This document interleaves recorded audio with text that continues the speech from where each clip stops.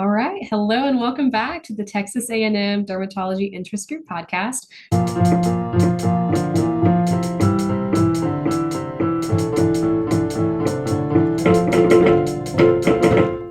My name's Holly, and I'm a third year at Texas A&M. And I have with me today Dr. Colby Feltz, who's a PGY3 at Vanderbilt. And we're going to learn about his program today. So, welcome. We're super excited to learn from you. Why don't you tell us a little bit about yourself, kind of your path to medical school, and how you ended up at Vanderbilt? Yeah, it's a great question. That you're gonna get everyone in the interview trail. So I'm Colby. I'm originally from a farm in the middle of nowhere in Northwest Iowa, is what I always tell people. Went to a super small school. Didn't really even understand what medicine was. I thought it was just rural family practice. Did undergraduate at the University of South Dakota, and then thought I wanted to go to med school. And then I actually took a couple years off and coached college football for 4 years, which is about as different as it gets from this life now. And then ended up going back, did medical school, wasn't sure what I wanted to do. And we'll probably talk about this a little bit, but found my way into dermatology there. And then I did an away rotation my beginning of my fourth year down here at Vanderbilt. So that was my connection here. And then was fortunate enough to match down here and then loving it down here. Absolutely. There's no better place than Nashville, is what I've heard. But that's awesome. Thank you so much for sharing a little bit about yourself. Just because I know the masses are going to be wondering, where did you coach football at? That's fantastic. Yeah. So it's at the University of South Dakota as well. So Yeah. it's like the step below like Texas A&M. Those we were always the schools that got paid money to go and lose early in the year, sometime during the year. But we were fortunate to have a little success. But yes, totally different life. I'm still a football junkie, but I spend a lot less time on it, and I think it's probably more healthy for me. Well, I bet with how our season's been going, y'all might win if you do come down. So, well, that's fantastic. We love to hear about life kind of outside of medicine and show that there's a ton of different paths to go. And then during your years off, I know you mentioned you coached football and then went to medical school and all of that. Did you do like a research year or any sort of work experiences that were medically related in that time? Yeah, not really, to be honest with you. I didn't do a research year, and we'll probably talk about that a little more, but our program split probably 40% to 60%, like somewhere around 50% of people did in our program. So I didn't do that. I had kind of my basics of like like stuff I did as an undergrad student. And then like I was fully in and then to medical school and turned it down to go coach. And so I was like in the middle of coaching football when I re-interviewed for medical school. So there wasn't a ton of time. I tried to do a little bit of volunteering, but that was really it. Yeah, full-time job. That's awesome. So, kind of getting into the program things, what are your interests inside dermatology? What drew you to Vanderbilt? Yeah, they initially I think I was probably like a lot of people's ignorant about like what dermatology was. They thought it was all about popping pimples, and it turned out it was a lot more than that. I think I initially, and this is probably me specific, but I thought I wanted to do orthopedic surgery with my athletic background, and I found out I didn't love that, and I wasn't able to probably articulate why initially, and found dermatology, and I think it was the combination of like the speed of clinics but being also like the people we interact with. And I think that's what I loved about coaching and like about everything. I just like talking to people. That's why I'm doing this tonight. And I think dermatology lets you do that. I always joke with my patients, my attendings, like I find out these random facts about patients when I see them because I'm able to like do my job, but also like learn a little bit about patients. And so that was kind of what me to it. I'm also a very visual learner, and I think people in dermatology inherently are visual learners to some degree just because a lot of it is pattern recognition. And then I always liked procedures, but I like the concept like standing in the OR for like multiple hours doing cases, and it just wasn't my cup of tea. So it's kind of a good way for me to blend all those together, and I get to use my internal med mind versus in the next room I'm using my surgical mind. So it's a good fit for me. And then also like the clinical aspect. I think people when you're trying to figure out what specialty you want to go into, kind of am I a clinic person, hospital person, shift work versus other hours wise. And if you are like, hey, I'm a clinic person primarily, and I like more regular hours, I think derm is probably one of the good fits in that area. And like I guess for Vanderbilt, it honestly was random chance. I sent out away applications and got offered here, and I was thrilled. Had no like connections really to Nashville, and absolutely came down here and loved it. Loved the people, the residents, the faculty. kind of knew what sort of training I was getting into. So when you've been at a spot and got to learn all that, it's kind of hard to not want to go to a place like that. Yeah, definitely agree. And then as far as your interest outside of dermatology, I know we talked about football and other things, but just you as a person, what do you love to do with life? Yeah, everything. I don't have enough time for all of my interests and hobbies. Yeah, so anything sports related. My family, I have two children, and then my wife also works in healthcare. So we're very busy. My family takes a front seat to a lot of what I do. When I have some sort of free time or sacrifice sleep, it's sports. I also have a hobby in space flight, which is really random, watching rockets fly, which today there was two big ones flying. For that, I like doing anything sort of outdoors as well. Excuse me. I did construction in high school, so I love building projects, doing handy things around the house. And then my COVID thing was like food, of like cooking and smoking. So I got into like making beef jerky and smoking meat. So that's what you'll find me on the weekend doing.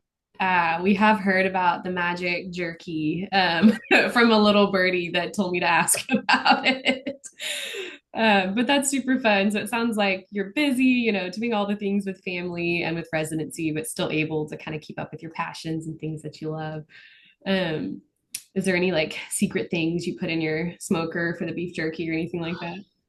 Well, yes and no. My best recipe is called the secret sauce for a reason. It's Ah, really not that fancy. Honestly, if anyone has any great suggestions for a good beef jerky name, I will take it because it's just kind of I tell everyone's the secret sauce, and I just can't come up with a better name to be honest with yeah. you. It's a pretty typical recipe I like modified off the internet. See, you say this and it's like, but I'm not going to tell you what's in it. But super fun. So Vanderbilt sounds like a great place, lots of awesome people, like you said, and the location is also really fun. So just a little bit about the program. Can you kind of tell us where it is, a little bit about your clinical sites, how many residents, just kind of like 10,000 foot overview of the derm program there. Yeah, so we are dermatology program right now. We have 15 residents, five per class. And then we serve two primary groups. Roughly half of our training is through Vanderbilt University Medical Center, and then half of it is through the Tennessee Valley VA, which is connected to the Vanderbilt Hospital. That's roughly how our curriculum is split up as well for it. In terms of clinical sites, our primary clinical site is actually at the 100 Oaks Mall, which is on the south side of Nashville, so it's not actually next to the hospital. And that's where we do the vast majority of our didactics at. Our continuity clinics, our outpatient clinics, our most surgeries located there as well. And then on at the main hospital, Vanderbilt Hospital and the Children's Hospital, we do consults there. So when you're in call doing consults, that's at that location. Connected to that's also then the VA hospital where we operate a clinic there. We do surgeries there as well, and then we're finishing the process of building a Mohs suites as well there. So we'll also start hopefully doing that in the future. In terms of like other places that we go, those are the two main sites that we use, roughly a 15-minute drive depending on traffic. Franklin, Tennessee, so south of here, has like kind of a satellite clinic that we will go to not regularly, but you probably go there 25-ish times throughout in residency. And then other attendings do have other locations. It's probably more like specialty specific, whether it's wound care, cosmetics that you can go shadow there. I'm not sure our curriculum has specific built in those days, Mhm. but we basically operate between two main sites. Gotcha. So you're all within Nashville, within driving distance, Yes. which is great. And then I know you mentioned they're kind of building a new site for Mohs and all of that. Can you tell us a little bit about that fellowship and if Vanderbilt is associated with any others? Yeah, so Mohs is the fellowship that we have right now for us. Our Mohs department is led, right now we have three amazing female Mohs surgeons, uh, Dr. Anna Clayton, Dr. Allison Hanlon, and Dr. Stacy McMurray, that do a phenomenal job over there. And that's our Mohs fellowship. And we are a very high volume Mohs fellowship. And Dr. McMurray really likes to do big reconstructions that we do. So we kind of get a little bit of that and we get a lot of surgical experience within the Mohs department, and then also just in general, like excisions, procedural dermatology during our training for this. So I think it's a fantastic department that we have. They are wonderful teachers, and I think one of our strengths is our like surgical training that we get during residency. And I think all of our residents are very well prepared when they finish here, whether they want to pursue that fellowship, which we've had great rates at matching that, or whether you want to incorporate that into a general dermatology practice as well. Yeah, that's great. So lots of hands-on procedural training. So anybody out there that's looking at Mo's, sounds like Vanderbilt is one of the places to be.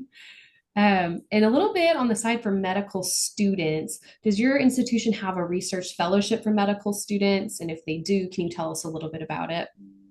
Yeah, so there for in terms of research fellowships, I think we had one of our current residents did this with Dr. Eric Takachik, who operates primarily throughout our VA, has one of the research fellowships. I'm not sure exactly how many spots or who he all has involved in that as well. I also know that it's specifically that's for research wise. And then Dr. Lee Wheelis, also at the VA, does a lot of research. They're primarily research clinicians that also do a little bit of clinic over at the VA and have kind of the unique access to the VA patient database that they do research there. So those are kind of the big areas for research fellowship wise for potential external students. Got it. And then we mentioned this a little bit earlier, kind of the breakdown of how many people had a research year, this and that. How does your program view students who did a research year or have a PhD versus not and just going straight through medical school and applying? I think I will can give you my perspective, which I think probably matches how our program views it. And I think each program views it differently. Some programs that are very research heavy, I think maybe value it much more than how we value it. I think the way I look at it, and I think we kind of comprehensively look at it, is it kind of depends on what your interests are. If you're interested in research, then we would like you as an applicant to show us that interest that you have, but then also view people's research that they've completed in terms of the opportunities that they've had. So if you went and completed a research year, we hope that that was a productive research year for you and you were able to take advantage of that year and show all the work you were able to do versus somebody that came from some place that doesn't have maybe a dermatology residency where they don't do a lot of research and that's known and you didn't quite have those opportunities. And so you're kind of weighing that of people's opportunities versus like viewing it equally across the board. And so, like I said, I don't think it's like a must requirement. You have to be the top of the research, have all of the publications, all the numbers that people are kind of shooting for. But I think we also like to just in context of who you are. If you're somebody like, hey, I'm not a big research person, that's totally understandable as well for us. Got it. So applicants have a little bit of freedom to just be honest. And maybe if you're in more of a community-based program and that's your training and that's what you're aiming for, it sounds like that's okay too. And then does your institution accept DO or IMG students for those people that are in those categories who are watching? Yeah. So, to my recent knowledge of me looking through our alumni base, we haven't matched any of those. We do a holistic review of all applications that we receive. So, whatever the number ended up being, I know application numbers per program are probably down as the signaling has increased, but we do a holistic review on all applicants for that. Got it. And then I know VSLO is coming up, all the exciting thing for away rotations. Does your program historically interview those who do an away rotation at Vanderbilt? And kind of how does that process work for y'all?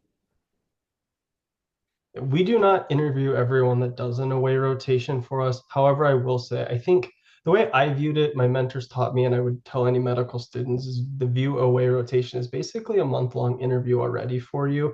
It is going through like the interview process on the other side is really hard to get to know people in like the short period of time for an interview wise. So having like that longitudinal exposure to a program is essentially a month-long interview where we get to like meet you, know who you are. And so I think we probably match.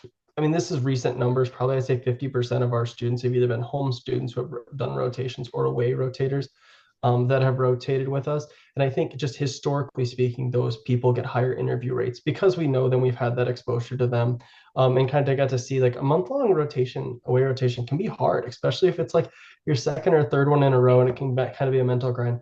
I think for most people, it can be a benefit and you can really show who you are. But if you're like on month three and you're kind of like that grind is kind of getting to you, it also can hurt you as well. And you're kind of put your best foot forward that entire time. So, and just statistically speaking, your best chance at matching are places you did away is that I think generally across the board. Definitely. So hope for all of those who want to do away rotations, go early before you get worn out. And then with all the new changes to ERAS and everything, how does your program view geographic preferences and signaling? I know they've kind of released data on signaling, but how does Vanderbilt view those? Yeah. I think in terms of signaling, I'll go there first. We still do a holistic review on all applicants. I do think though, just given the number of signals, that the given those numbers of it, those applicants, probably it's harder for us to say, hey, if we're not one of them, they're getting, I think it's gold or silver. Correct me if I'm wrong there. If we're not one of those that receive that, what's your interest in our program? And then for geographic preference, I'm not sure that, and I may be speaking online representing the program here. I don't know that we have a specifically say you have the geographic preference us, but we do like to say, hey, like especially for people if you haven't tied to Nashville or what would bring you here, especially given like historically it's kind of like people have grown up, done everything on the coast. What brings you to Nashville, Tennessee? I know there's so lots of people have lots of reasons to come here. This town is growing crazy fast, but that's also helpful in that regards. And I think the other thing in terms of that, we may have get to this, but we were one of the programs that are doing in-person interviews this year. Mhm. And I think also that of the willingness to come here, it's a little bit more of an effort on a person that's willing to interviews part of it. And that also signals to us for those people that you're interviewed in our program versus like you're interested in our program, excuse me, versus it's just another Zoom interview that I can take for it. So again, I think it's just trying to find people that A are interested in coming here, but B also that would be good fits here. For me as a small town kid, this is a massive town, the biggest thing I've ever done. But if you're coming from a much bigger city, Nashville can seem like a very small town in your eyes. So context is important there. Yes. Yeah, I'm also from a little tiny town, and I visited Nashville a few years back before it even got so big now. But yeah, super exciting things is growing like crazy. Yes. So a little bit about the structure of Vanderbilt's program. What does your training look like? Could you kind of walk us through like your first year, second year, third year, and how that works? Mhm. Our training is set up in 5 week blocks, and there's 10 of them throughout the year. So that gets us 50 weeks. The other 2 weeks are the holiday weeks that we operate. And then the way our curriculum is split up is the first and second years are roughly you spend 50% of your time at the VA. So 5 year rotations first year, 5 year rotations second year at the VA. Those blocks consist of your first year blocks at the VA. They do handle VA consults. And I know we kind of handle consults in the two ways programs do. At the VA, you're doing clinic throughout the day, and then we're staffing any consult that would come in during the day, whether they're coming to clinic or we're going to see them. And so you also have your clinical duties during that time. Mhm. And then, so that's kind of the one unique thing there. And then we also have a fairly robust teledermatology program. And so either a first or second year resident is on the telederm rotation as a first or second year. So you do it twice. And so you do half your day in clinic throughout the week, and then half your days you're reading teledermatology with one of the attendings. Excuse me. So about 50% split as a first and second year. As a first year, that other 50% is spent over at the 100 Oaks in clinical, rotating through different attending clinics. Four of those are regular attending clinics, I say general dermatology clinics or any specialty clinic they may have. And then one of those is in pediatric dermatology. So that breaks up your first year. Second year, your five non-VA blocks. Two of those are on the Mohs surgery. So we do 10 weeks of Mohs surgery as the second year. And then two of those blocks are running the hospital consult service where you don't have clinical activities throughout the week. You're strictly on our consult service, covering both the main hospital and the children's hospital that are right next to each other. And then one block is general clinical at the 100 Oaks. So much more focused on Mohs, consults, and then still splitting VA. And then third year is a little bit more all over the place. They do two blocks as the chiefs at the VA. They have a procedural block. They also have two Mohs blocks. They have an elective block and then some general dermatology blocks. So it's a little bit, I think, a nice setup in my perspective from this, where the first year you get great exposure to the basics of dermatology, managing the conditions, hammering out the basics of what you need to know. Second year is a little bit more intense from a surgical aspect of joining Mohs and then the hospital consult service. And then third year, you kind of wrap it back up with another strong clinical focus if you've gone through everything. And I forgot to say, you see pediatric dermatology again as a third year. So it's kind of a good way to sum up the program for that aspect.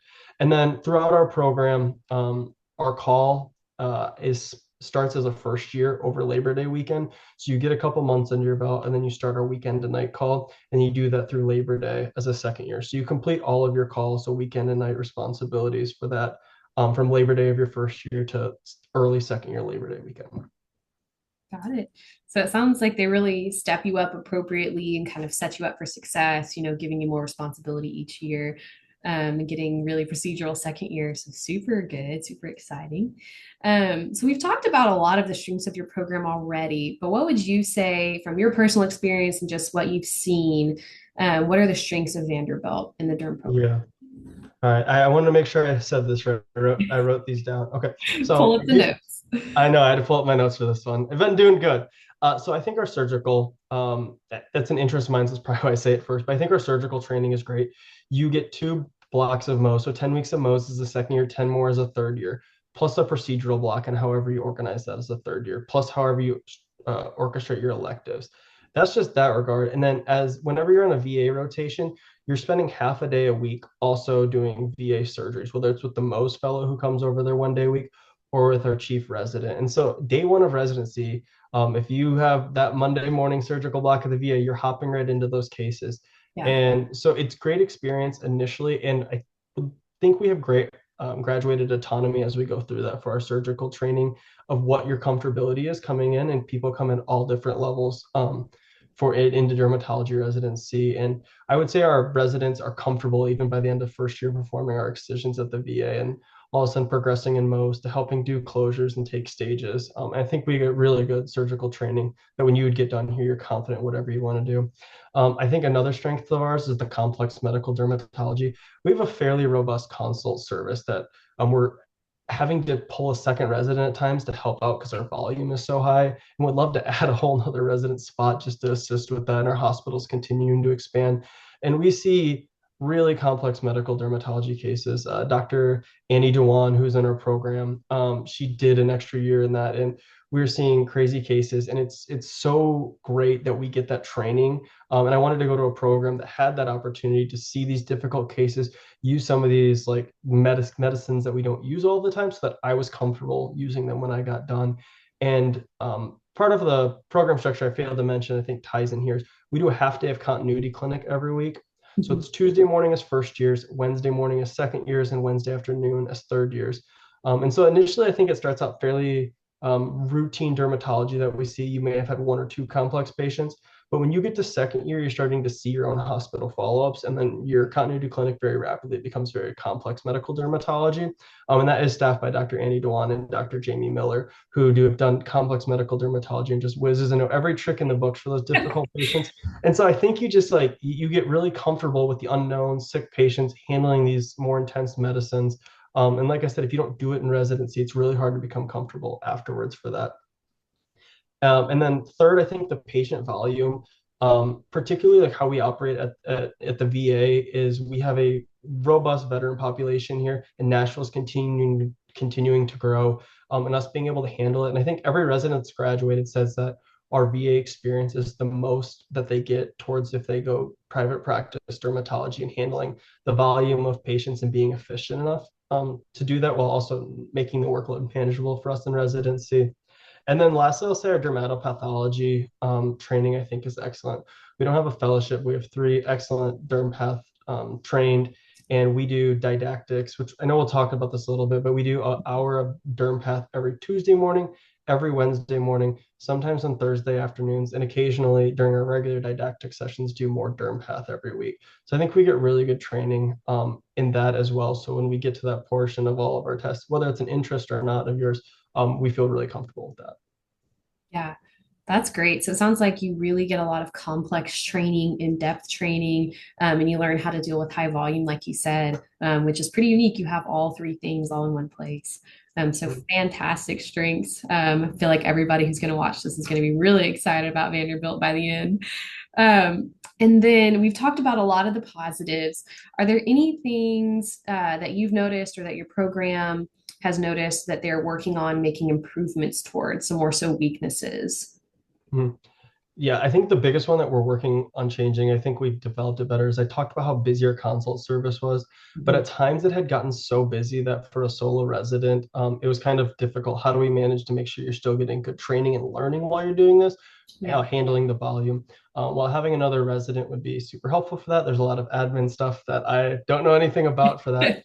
So we've implemented like a consult buddy system where we're taking somebody that would be in regular clinic and they're coming and helping on the consult service, whether that's assisting through biopsies when the load gets really high, splitting the list, to do that. So I think that's an area that we've recently made a change that was probably something that became really difficult for our residents, and it happened very rapidly when this our volume had continued to increase. So I'd say kudos to our team for switching that. Other things we're improving on is like pediatric dermatology. We just hired an excellent pediatric dermatologist. Our old one retired. We hired an excellent one, Dr. Lauren Bibb. She just finished up training up at Mayo. And she's like really starting to build up in her practice. And I think as her volume continues to increase, the exposure that will get better. But that is an area that us having even more experience will be even more helpful in the specific things she does with like vascular malformations. Um, we do get that once as a first year and then once as a third year. So as a second year, I'm feeling like, oh no, like I forgot everything about pediatrics, even though I have my own little kids running Yeah. around. Um, but I can't wait to have that in third year and hopefully kind of tie everything together because pediatric dermatology is its own different world. We do also do pediatric consults when you're on the consult service, which can be very intimidating. Pediatric consults are crazy difficult at times. And Dr. Bibb has been super helpful. Like even if she's not on, like, hey, can I run this case by you? So I think that's an area that's continuing to improve, and I think we'll down the line will be much stronger off of that. And then lastly, and I think it's something many programs have balanced with, is just improving our cosmetic training as well. Is the other thing that we're continuing to work on, and how do we revise that curriculum? Right now, we do like Botox nights, filler nights throughout the year through Vanderbilt. But how do we help our didactics in that regard? How do we get more exposure for lasers? Peels, and we've kind of made some modifications to our curriculum this year, which is going to be super helpful. And then we've also added things as a third year. Hey, you've got all of the basic, what you need to know down. How do we teach you some of this cosmetic stuff third year with like monthly curriculum, monthly spots, monthly teaching sessions for that. So I think it's an area that's still improving. Hopefully, by the time any of you would be in our program, we've got that tidied up and it's a much better spot for us. Yes. Well, it sounds like you've got a ton of support in the PD derm vein that's continuing to grow. And like you said, cosmetics is growing. So very exciting things. And then do you have any global health opportunities that are associated with your program at all? Mhm. So for global health opportunities, I don't think anyone since I've been here has done it, but your elective month or 5 weeks that you get as a third year is set up for that if someone wants to do a global health opportunity for that. I've realized that anything that has you leaving our program has a lot of like admin setup processes associated with it. So that would be something somebody comes into the program would identify early on. But I think that the support for that would be amazing. If I had the opportunity to go do it, I would love to do it. And I think a lot of people would for that. Interestingly enough, Dr. Annie Dewan in our program, her husband's a peds neurosurgeon that like has a global expertise. So like I think we probably could utilize those connections and everybody that he knows and has worked with. If somebody comes in and wants to do that elective, it'd be great. I'd love to hear all the stories from it. Yeah. Dr. Eva Parker in our program also has like a tropical medicine degree. I'm sorry, Dr. Parker, if you're listening. I don't remember exactly what it is, but she always has all these interesting cases that she's pulling in from people that she knows around the world that like asking for assistance with, which is just like we kind of get that like mixed in sometimes, and she'll do lectures just on those things that just we don't see every day. Absolutely. Yeah. So you get a little bit of training in it, and the bones are there if someone wanted to set it up potentially. Um, Absolutely. and then we talked a little bit about this already, but how much autonomy do y'all have as residents? How much you actually doing on your own kind of throughout the years? Mhm. I would say it's the graduated autonomy was one of the things that I saw when I rotated as a student that was I really liked about our program. I think it's people came in with very different levels of comfortability, and I think the program adapts per resident on for that. So I did come in with some I felt fairly comfortable procedural wise. And so like the chief residents were like, hey, I'm here to assist you, make sure that you're doing everything and let me jump in that aspect. But other aspects I was not up with everyone else. And so they kind of helped guide me along in that aspect. So I think it's very graduated in that regard. The VA operates that way as well. Where our first year residents are staffing all the patients with attendings, and the assistance throughout that. And then as you go, you're getting more graduated autonomy and seeing patients kind of with whatever the VA guidelines are for that, um, for kind of how that operates. And then in attending clinics and continuity clinics, I think attendings kind of adjusted on their own on how our comfortability level is in terms of like how our presentations are, us talking through things. Good teaching points with each patient, but also understanding, hey, you know this. I don't have to walk you through the whole process of everything for everyone. And so I kind of the attendings kind of judge that based on your year for that. That you we get plenty of autonomy that I'm very comfortable with, but I also think it's great that you will feel comfortable when you get done here to go practice on your own. If you want to go practice in the middle of nowhere with no support, I think you'd feel comfortable doing that. As comfortable as one can be, I would say. Yes, so super well trained and well rounded, it sounds like as well. And then we talked a lot about community service and kind of your autonomy as residents. Are there any kind of switching gears? Are there any research requirements while you're in residency? Mhm. Yeah, so no specific research requirements like during a residency. You are required, we do our grand rounds Thursday mornings from 8 to 9. And throughout that, you are required to give several talks. So two talks as a first year, roughly, two as a second year. And then you give 1 hour. So those are all half-hour talks. And then you do an hour-long one as a third year. And so that's kind of like the for required talks that you're required to give throughout it. But I would say research is very encouraged. People are also always having projects, encouraging even like quality improvement projects or projects that people have passed down. But I think it's very individualized on what people are interested in, which probably helps goes back to my point of like if you're not a huge research person, we're not forcing it. But if you want to do a lot of research, the opportunities are there. One of our incoming residents last year is a 2+2 resident for that, and we'll have all those research opportunities available to him, and we're excited about having him. Yeah. Y'all are definitely well known for having high quality research and lots of different things. And I know I was looking on just the Vanderbilt program website, and for people that are watching, there's specific topics that are listed, and obviously there's a lot more than what's listed there, but very, very good stuff going on. And then what opportunities are there specifically for research? I know we talked about like grand rounds. Are there any like programs funding? I know there's different labs. Can you tell us a little bit about that? Yeah, so Dr. Nicole Ward has a lab that she runs, and she does excellent research for us in a variety of different regards. That if projects get brought up, she's always in our meeting saying, "Hey, if you want help with this, I will help you like get the grants, help write up whatever there is." And so she's like always like, I mean, like we don't have to go search her out. She's always willing to help us get rolling on that, in that regard for it. And I think all of our admin is very supportive of, hey, if you want to have a project, you come, this is your thought, or helping with a grant. It's the turnaround time for anything we've needed administratively has been amazing in that regard. And then even seeing, like I said, Dr. Lee Wheelis and Dr. Eric Tkachik over at the VA, we see them a lot, and they're always picking their brains on the research. And if there's anything through the VA system research wise, they would be more than happy with anybody that needed assistance with any of the grants or assisting them in that regard. Yeah, so it's really well set up. If that's your thing and you love research, it sounds like it's a great place to be. And then kind of shifting gears a little bit towards exams and studying and all the other things that come with residency besides seeing patients. How does your program do didactics? Mm.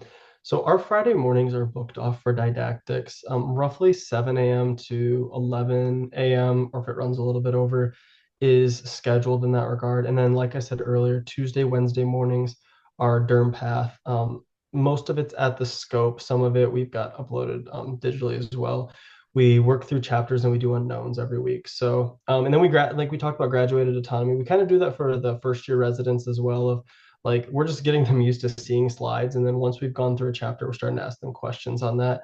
And I think it's a great learning environment. We laugh a lot, have a great time in there, and I think it makes it a little bit less intimidating than, oh, I'm in front of all my colleagues and I have this thing I'm looking at and it's purple and pink and I don't know what it is because we were all in that spot for it. So we do that, grand rounds as well for learning, and then we also sometimes have an extra derm path learning on the VA Thursday afternoon. So all those opportunities. Friday morning didactics, we have basically 4 hour blocks, 4 individual hour blocks.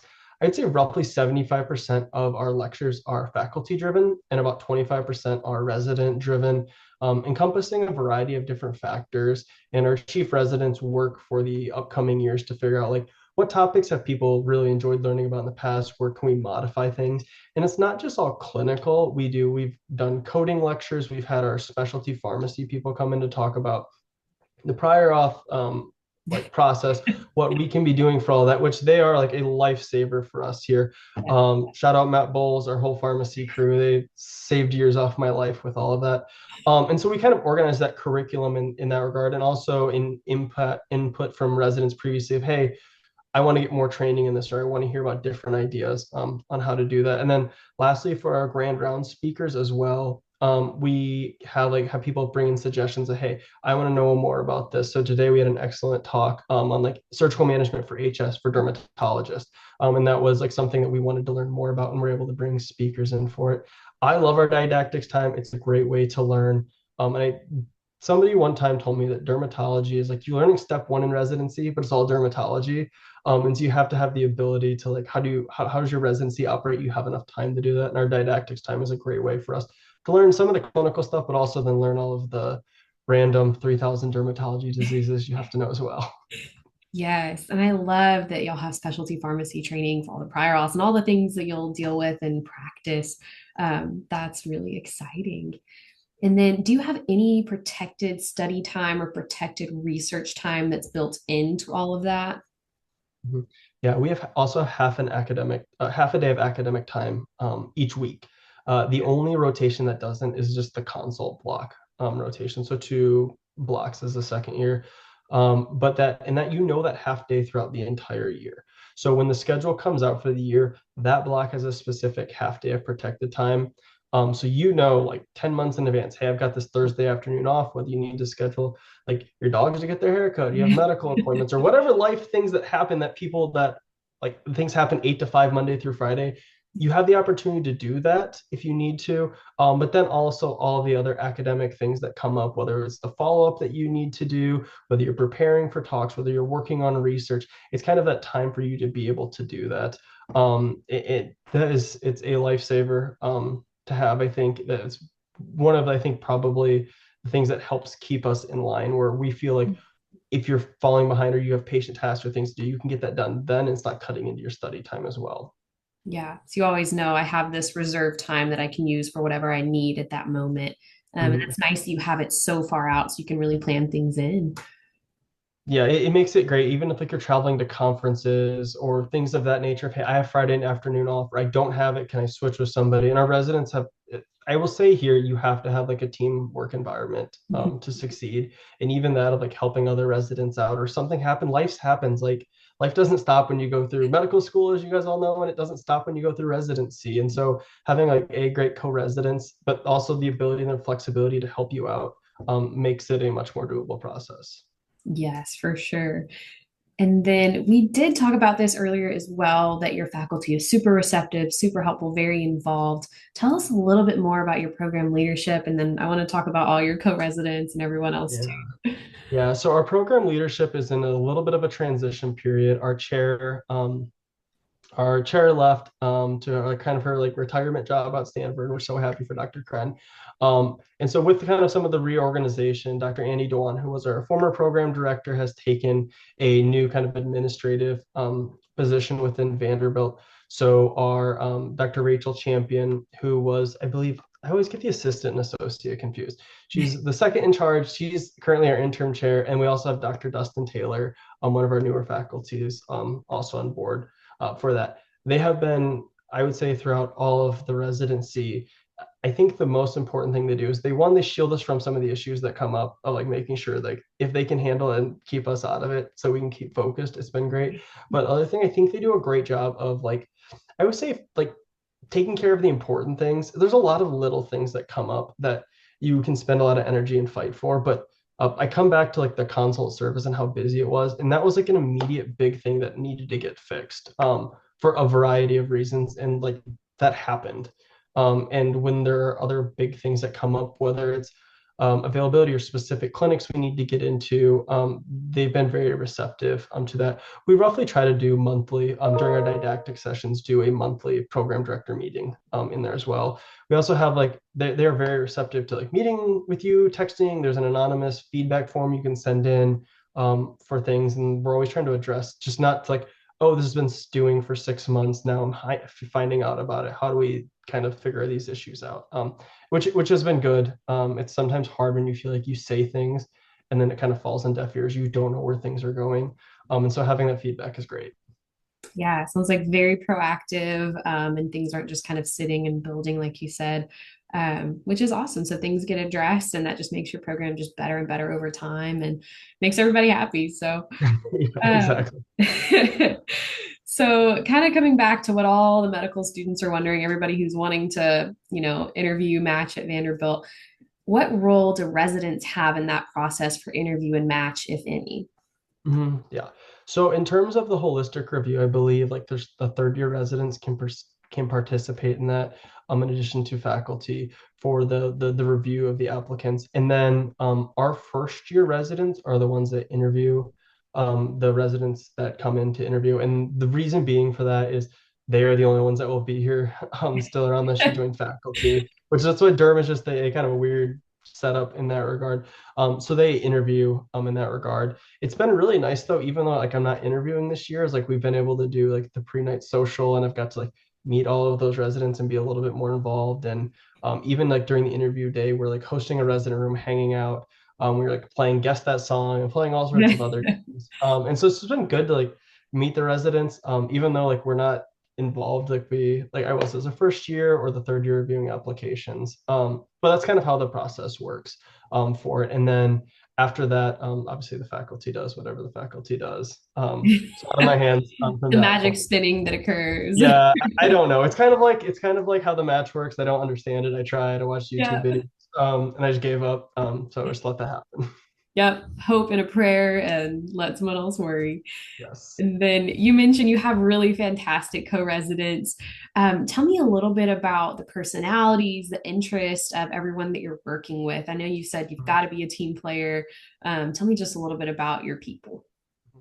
I think we have a very diverse group, and I say the two common factors I think you need to succeed, probably in any residency, honestly, in life, is to be hardworking and a team player. And I really think our like that's the two things that probably tie all of our residents together, and it makes a very much better experience for everyone, for that. Otherwise, like we have a very diverse group, and we have people like I think the biggest one we were in laugh like I talk about growing up in a farm in the middle of nowhere to somebody that grew up in a city, and we have like just like totally different lives we live.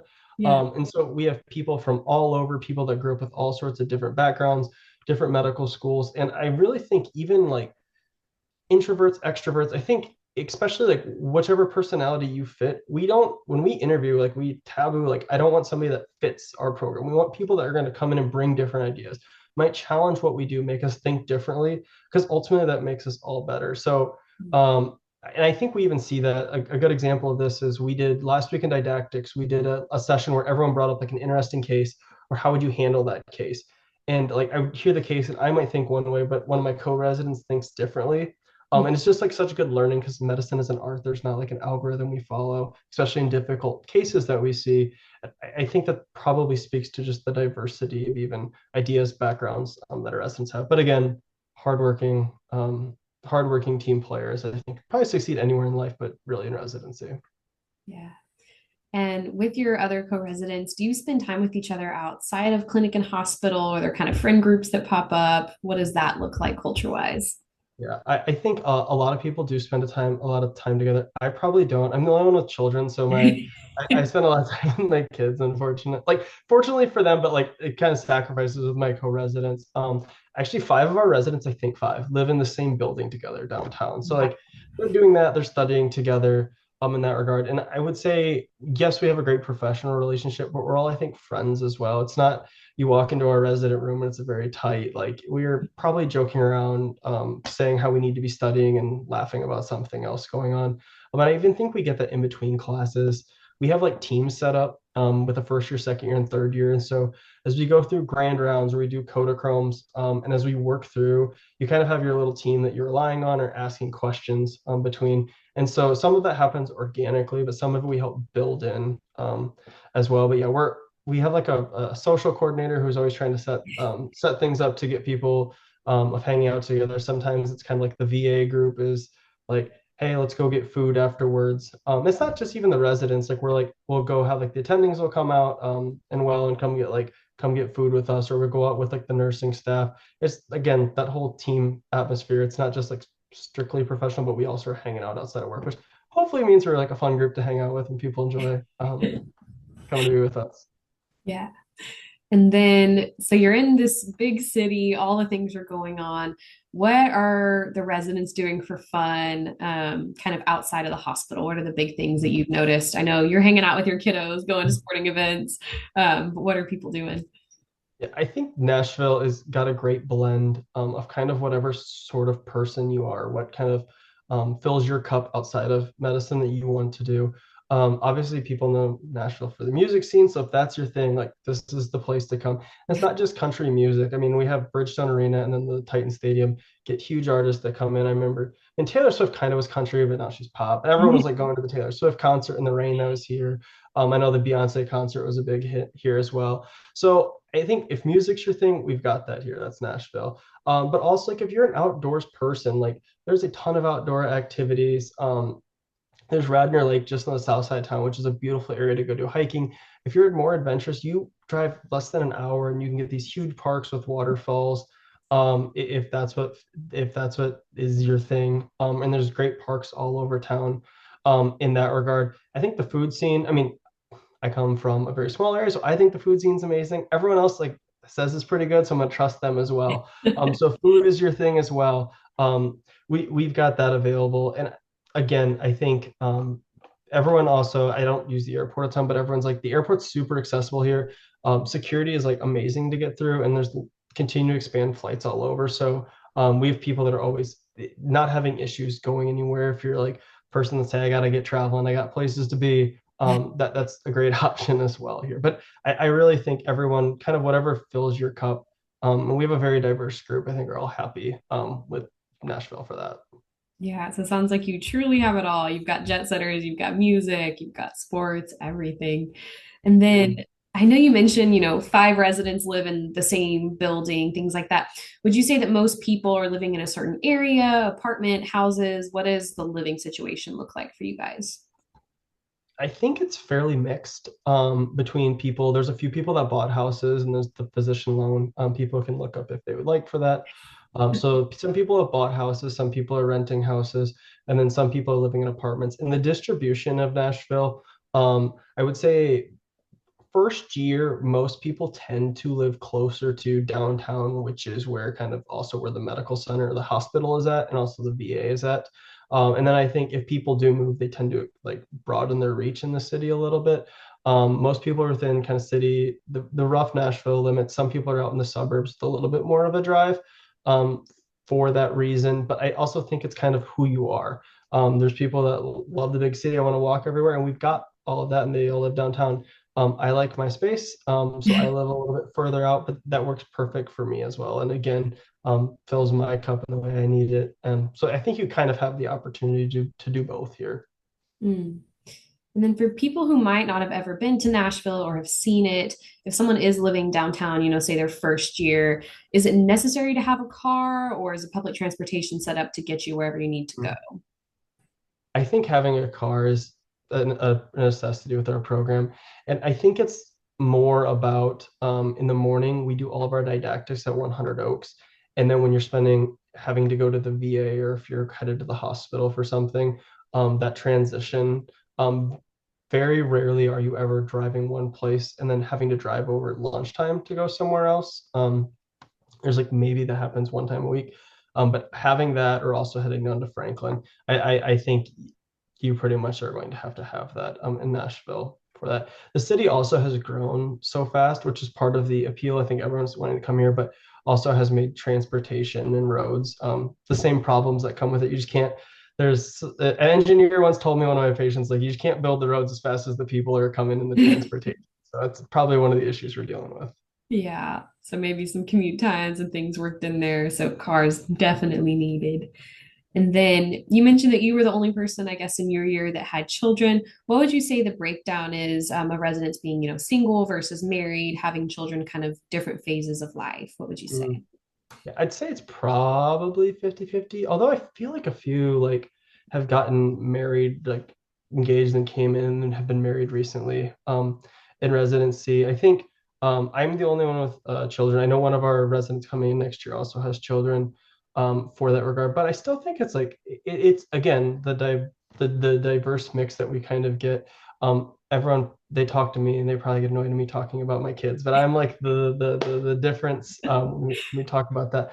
But I think it's a good mix for all of that. And you kind of if that kind of is defines your social circle or what you're doing, you've got that here. Mhm. Every group needs a dad, you know. So Yeah, and my dad jokes aren't great. Everyone, I just I haven't gotten to that point yet. So maybe that's my finishing up second year of derm, then third year. That'll be my critique of myself. the new goal. I've heard the jokes get better with each kid, so you know. Yeah, we'll see. Hopefully it's coming. Alrighty. And then how does your program kind of view maternity, paternity leave? How does that work for people that might be planning to have a family during residency? Can you speak a little bit on that? Yeah, I just went through this process a few months ago. And so I basically just like let the program know. And the biggest thing was they kind of helped rearrange my schedule so that there's certain like rotations you just have to be there for, but there's other ones that have a little bit more flexibility. So the Chiefs this year were great working with me to say, hey, what rotations can we kind of modify so that that when you're missing, that is not impacting your training too much for that. And you can also compensate in the back end of like if you feel like you missed out on something with your elective month as a third year for that. So they were super supportive in that regard and kind of said, hey, how many weeks do you need? We'll adjust how we need to for that. Um, right, our administration has kids. I talk with like Dr. Champion, Dr. Juan about their kids more than I talk about dermatology half the time. And so they were super receptive and helpful for me in that aspect. And so if somebody's like wondering about that for the program, they were excellent for that. Vanderbilt has their whole system that they have set up for that. And even like one of our health insurance perks through Vanderbilt, they have like a My Maternity bundle, which helps kind of bundle everything. You do it all through Vanderbilt, and like the cost is essentially covered for that for it. So it was I had a great experience with it here. I do would say like um, I didn't take they took I think a 3 or 4 weeks off. And so if like one of their female residents are taking a longer period of time off, the program would be also very adjusting for if that situation came up compared to I probably took a little bit less time off in that regard. Yeah, that's very encouraging. So you can definitely have your residency and your career and all of those things, but you don't have to put the rest of life on pause, is what it sounds like. There's kind of support from all angles. So kind of wrapping all the things up, thank you so much for talking to us about everything. So, kind of summarizing statements at the end here. I know you'll have a fantastic website. You can look up Vanderbilt Dermatology and it'll pop up. But are there any other ways or any other methods that people can use to find out more information about your program? Yeah, I think the website is a great spot to reach out to or to like to view for that regard. And then people are also welcome to reach out to me if they would like as well. I'm always happy to connect you with whoever we need to within the program as well. You can reach out. My email is colby.feltz.1 at vumc.org. I don't know why there's the one in there. Or if Twitter, I guess X or Instagram's your thing, it's Coach Feltz. It's my old coaching accounts. I got turned into dermatology accounts. So I can help coordinate that if our stuff isn't on the website in that regard. I do think we just redid our website. I think it's got a lot of great information. And as like I went through the application process, I was like digging through those websites, be like, oh yeah, how much surgery did they do? How much peds exposure did they get? And so I feel like I lived on those a little bit of trying because like it's hard to separate programs. Like it's Yeah. really hard to do. And this is an amazing way to do that and have that resource of like getting this little bit of in-depth spot. Even like when you're if you're interviewing at a place, you just don't get that much time to ask questions for it. So lots of avenues. I'm happy to direct people however I can. I love our program. I think it's a great program. Ultimately, I think we have really good people, and I think that's what makes our program a special place. And I'm really happy I'm here. Yes. And I think it shows. You can tell when people talk about a place that they love, it just really shines through. Um, and I think all the ortho bros might be converting to derm after watching this. So everybody follow Coach Phelps. And then dermatology is a competitive specialty. So what advice do you have for medical students, who are interested in derm, thinking about applying derm? What's your sage advice? Yeah, I think for any specialty, I think one, you have to figure out like what's the right fit for you. And I always told people, I talked a little bit like, are you a clinic person? What's your hours do you like? But I always was like, what's the like the routine thing that you have to do in whatever specialty, and can you handle doing that the rest of your life? You can't like be enamored by the rare stuff, and just like because you're not going to see that every day. So if skin checks aren't your thing, you can't stand get skin checks. Dermatology is not your spot. I always say that like, well, child checks for peds, even though I guess you could specialize some ways, but that's kind of the one way. And then I say for like, okay, derm's my spot. Figure out like why dermatology, because everyone's going to ask you that. And you might not know right away, but you figure out like who you are and what draws you to it, what fills your cup in here. And then in terms of looking at yourself as an applicant, I always say you look at yourself multiple ways. Yes, there's the academic aspect of it. Yes, there's the research, but like what's your leadership? Do you have like what's your service to others? What are people going to write on your personal statement? You talked about the beef jerky. I think somebody told me they put the beef jerky on my personal statement.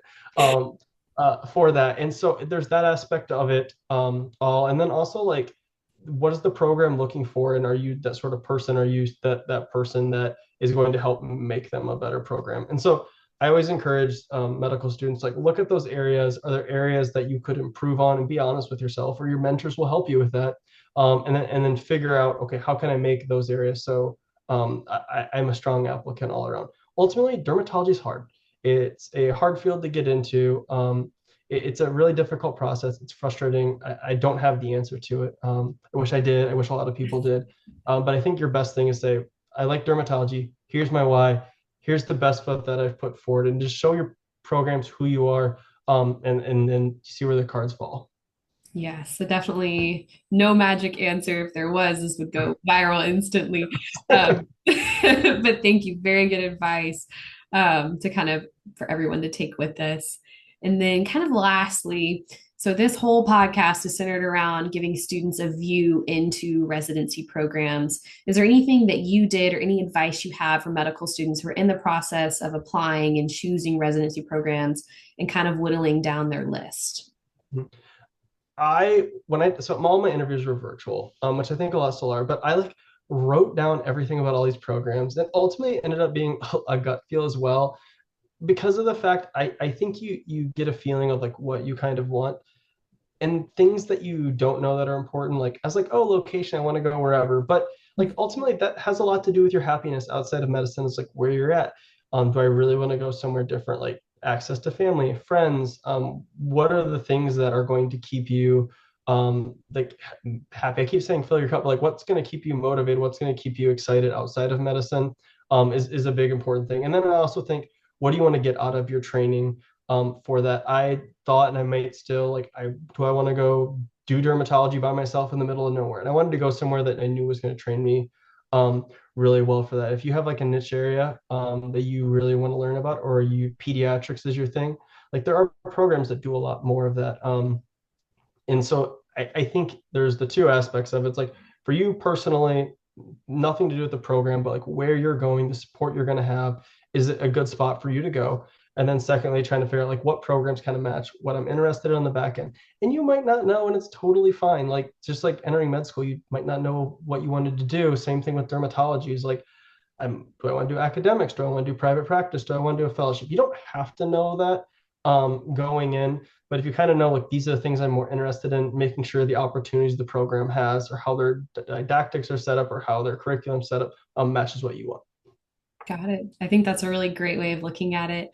And I think a lot of people appreciate hearing that. So location, location, location, and then everything else with the program, just based on you as a human. So thank you so much for telling us all about Vanderbilt, for telling us a little bit about yourself. I know I'm super grateful. We learned a lot, and I think people are really going to enjoy hearing how special of a place it is. So we just wanted to thank you so much for your time and being here. I'm sure you will get 1,000 emails since you put your email on the internet. That's fine. I'm okay with it. Yeah, but we wanted to thank you so much. We really appreciate your time. Yeah, thanks for having us on. Thanks for doing all this. This is great for medical students. I'm here to sing the praises of our residency. Do we have areas to get better? Absolutely. But I think we got a lot of good people. So come check us out. We'd love to have you. Absolutely. And for everyone that wants to go to Nashville, this is your place. All right. Thank you.